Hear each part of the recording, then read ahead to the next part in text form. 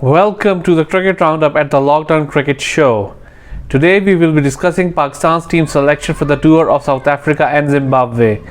Pakistan will be playing 3 ODIs and 4 T20 internationals versus South Africa and 3 T20 internationals and 2 test matches versus Zimbabwe. Pakistan's team selection has primarily been done on merit, and there have been some new names in the team. Some of the better PSL performers have been selected in the team for the first time. There are, however, some question marks on some of the selections, not particularly why the player was selected, but in which particular team they were selected.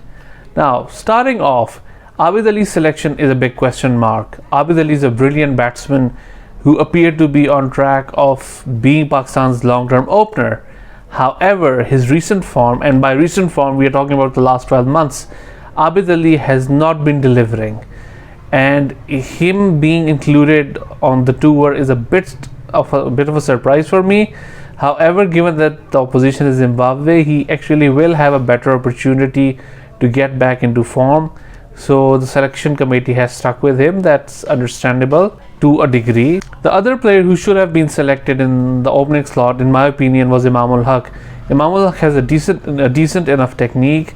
He can deliver under pressure, and I think playing him exclusively in ODIs is a bit of a waste of his talent. He's someone who should definitely be in the test squad. Another unusual selection in the test team is Abdullah Shafiq. Abdullah Shafiq was on Pakistan's tour of New Zealand, where he failed against a rising ball in the T20 internationals. He was dropped from the team and did not play in the tour against South Africa at home. Now you expect him or anyone who's new in the team to be selected at home so that they give him the right exposure. However, after being dropped in the home series, he's now going to South Africa and Zimbabwe in the test team as well as the T20 team. His selection in the T20 team is still understandable, although we believe he should not have been dropped in the first place, but his selection in the test team is somewhat questionable. Abdullah Shafiq has a single first-class match where he played just 1 innings and scored a very fine 100. But does that merit selection directly into the test team? Remember, this guy was out of favor not so long ago, and he did not set the world on fire during the half PSL that we have had before the delay. So I think it's a bit of an iffy decision on part of Mohammad Wasim. Sarfaraz Ahmed continues to stay in Pakistan team, and this time around he has been selected in all 3 formats. Now this one particular selection is beyond logic. For starters, if you're looking for a backup wicketkeeper, Haider Ali is a perfect option in T20s. Abid Ali, although he's an opener, but he can also keep wickets if needed during the test matches. And in ODIs, okay, maybe Sarfaraz Ahmed can come in handy in case of an injury or rest given to Mohammad Rizwan. However, the only reason I see him being there could be a good batting form that we saw in PSL. Maybe he can be played as a batsman, a number 3 or a number 4, if the selectors feel that he will not disturb the balance of the team. Otherwise, again, I'm still a bit confused why he continues to be a part of the team. If he's going to just warm the bench, maybe a youngster would do better to learn more on an international tour. Talking of making comebacks, Mohammad Hafiz also has made a comeback to the Pakistani T20 team, which is fantastic. Mohammad Hafiz is in the form of his life, and after a bit of a mix-up or some sort of tiff between him and PCB, he wasn't selected for the South African T20s at home. But I think he's a fine selection, and considering that the T20 World Cup is just around the corner, I think he should prove to be an asset for the team. A surprise omission from the team is Kamran Ghulam. I think this is a question everyone's asking. Where is Kamran Ghulam? He scores the highest ever runs in Quaid Azam Trophy. He gets selected in the larger squad against South Africa. He gets dropped. Fine, the selectors thought they had better options. But now he's once again out of the team. And I think that is unfair with someone who's delivering. Considering that first-class performances are the pinnacle of selection, I think Kamran Ghulam has been hard done by the Pakistani select. We also have a couple of new inclusions in the team. Shahnawaz Dhani makes his way into the test team. I think the 22-year-old from Larkana is an excellent fast bowler. He has impressed one and all, and he thoroughly deserves his selection. But I think he should have been selected in the shorter formats. Now, if we take him directly to the red ball cricket, I'm not sure if he's ready for that. He hasn't had much of a first class experience, and I think it's hard to tell if he has the fitness to last a test match. This reminds me somewhat of Rahat Ali back in the 2013 tour, 12-13 tour, when he in the first test match looked really not test fit.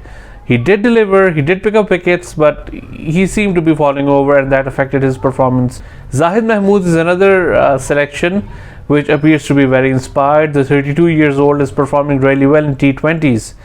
However, his first class performance over his career hasn't been very impressive. His recent record suggests nothing much about a spike in form. With an average of more than 36, taking him as the test leg spinner is a bit of a gamble. Initially, it appeared that Yasir Shah was dropped on the basis of form, but it turns out that he has a side strain. It's not a popular belief, but I think Yasir Shah has a good 3 to 4 years left in him. And despite of a dip in form for almost a couple of years where he has been blowing hot and cold, I think he's still got a lot to offer to Pakistani cricket, and he has the ability to deliver in the longer run. Another surprise omission, or not so surprising omission, was Zafar Gohar.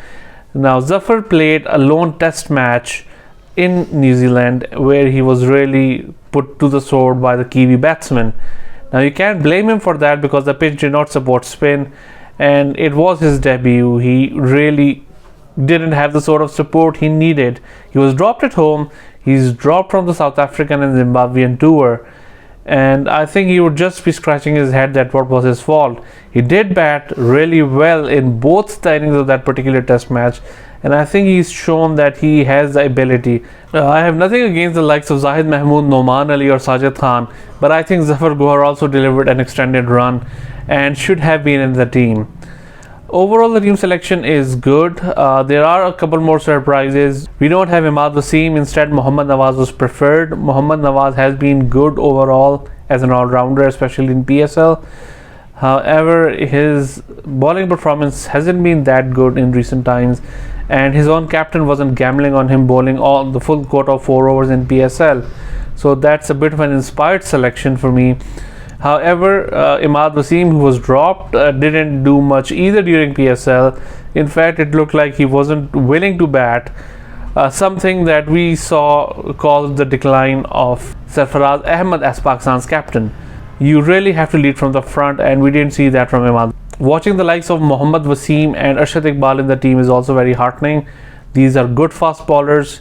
They need some exposure at the international level. I personally prefer the A-team tours. I've said this previously as well. These are the tours where they have, as players, they have less pressure. They are not under the microscope. The whole nation isn't really having those high expectations. Yet they get to perform, play in different conditions, and play against a variety of opposition that's pretty high standard. So hopefully PCB continues with the A-team tours, and maybe instead of thrusting them directly into the national team where they may or may not be selected during the tour, perhaps sending them overseas or even playing at home against different oppositions with the A team would be a fantastic option. Overall, good team selection. Mohammad Wasim and co did well. There are a few ifs and buts here and there. Whether this will affect the performance of the team or not, that's the big question. We wish Team Pakistan all the best. Now that we know about the team, who do you think should play against Zimbabwe in the test matches? Should it be Noman Ali? Should it be Zahid Mahmood? Or do you think it should be both of them? Or is Sajid Ali someone who should be selected? Do let us know in the comments below. And if you like this video, please like, subscribe to our channel and share the video. That means a lot to us. Have a good one.